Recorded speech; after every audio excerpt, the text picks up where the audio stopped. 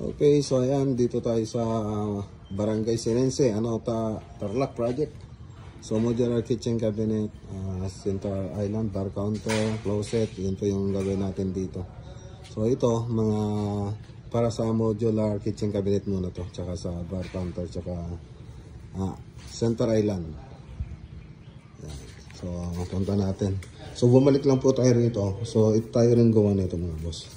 So bumalik lang po tayo rito para dito sa kitchen cabinet, modular kitchen cabinet. So yan, i-deliver lang kahapon, ngayon ayusin na po nila yan.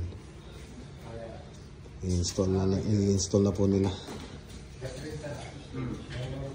Okay, so PVC board yung gamit po natin dito.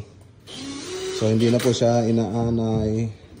Siyempre waterproof, moisture proof, fire retardant. So yan pa yung gamit natin modular cabinet. So mayroon din tayong tinda niyan, yung board nito. So mura lang kung sa mura. Kung kumpara mo dun sa binibilihan po natin sa mga ibang hardware. So ayan yung update dito. So siyempre babalik pa tayo rito para dun sa update nito sa susunod na week siguro mga boss. Alright.